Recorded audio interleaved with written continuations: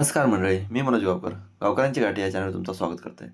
तर मी गेलेलो आहे आज कासारडा गावात आणि त्याच्यानंतर गेलो आहे तर संध्याकाळी आमच्या गावात होता रोमाट होळीकडे.